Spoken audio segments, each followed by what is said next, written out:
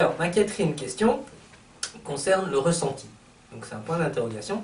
Ça veut dire le ressenti des personnages.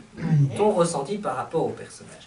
Mais avant d'introduire cette question, il y a une chose fondamentale, c'est que je suis certain que parmi l'Assemblée, à part ceux qui ont dû le lire, personne n'a encore compris de qui on parlait dans l'histoire en dehors d'Oriane. Il y a un homme dans l'histoire. Et il y a une histoire qui fait qu'il y a une relation. Or, on a jusqu'à présent encore soufflé le mot de cette relation. Mais tu ne l'as pas non, annoncé. C'est le but. Le but, c'est de captiver son auditoire. Et puis maintenant que l'auditoire est bien chaud, on va pouvoir parler de Simon. Voilà. Qui est Simon? Alors Simon, en fait, dans l'histoire, donc c'est un ami d'Émile. Un ami d'Émile. Son âge. Alors, il a à peu près le même âge qu'Émile, donc il doit avoir une cinquantaine d'années au début de l'histoire. Voilà. Et donc, en fait, c'est un collègue, et ils sont tous les deux passionnés de jardinage. Et donc, Émile, ça l'arrange très bien, parce que le jardinage, c'est un sujet neutre, on ne doit pas donner d'opinion, il n'y a pas de... il n'y a pas de grandes questions philosophiques quand on parle des boutures et de la taille des arbres, donc ça l'arrange très bien. Simon, qui est quelqu'un qui aime plaire à tout le monde, eh bien, puisqu'il sait que c'est ce que Émile aime bien, eh bien, il ne parle pas d'autre chose avec Émile. Hein, comme par contre avec Oriane, sachant que Oriane aime bien tout ce qui est culturel, eh bien à ce moment-là il va se montrer quelqu'un de très érudit avec Oriane, parce que franchement dit c'est un homme qui aime plaire et qui aime séduire. Mais est-ce qu'il le fait intentionnellement ou comme c'est amené dans l'histoire, c'est pour rendre service à Oriane, c'est-à-dire Oriane a des difficultés scolaires et Simon propose ses services plutôt que de faire payer un professeur. Oui, mais bon, en fait, je crois qu'inconsciemment, quelque part, il a tout de même une idée derrière la tête. Hein. Déjà à ce moment-là. très vite, hein, puisque je pense que quelque part, il a toujours été attiré par cette petite fille et que, bon, voilà, il ne sait pas ce que ça va donner. Et je crois que il n'a rien programmé, parce que c'est quelqu'un qui ne sait pas programmer, c'est quelqu'un qui ne sait pas, comment dire... faire en sorte, voir ce que les conséquences de ses actes dans la vie des autres, donc il ne programme pas, mais quelque part tout ce qu'il fait va quand même dans le même sens. Et quand il aide Oriane, c'est quand même finalement parce qu'il se dit ben, je vais pouvoir passer du temps avec elle. Hein. Ok, donc voilà, maintenant vous savez que Simon a un rôle important.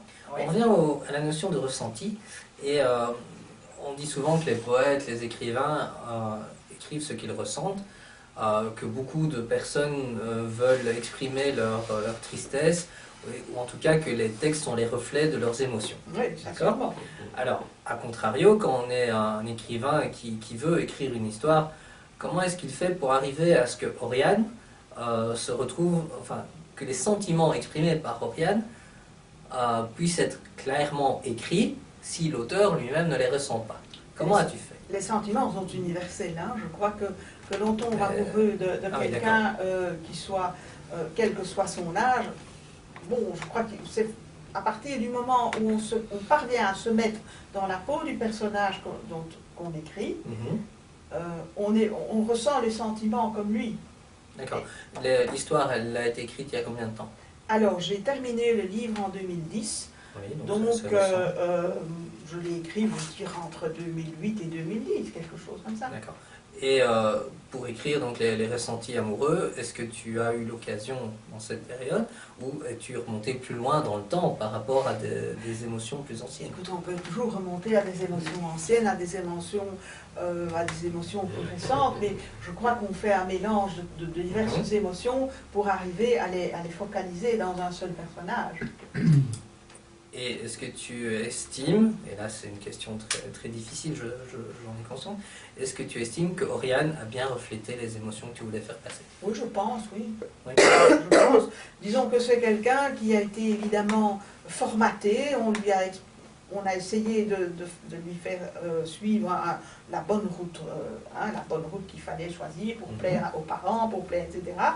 Mais finalement, ce n'est pas une éponge, hein. Elle finit quand même par essayer quand même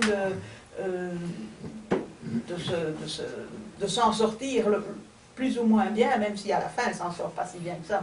Bon.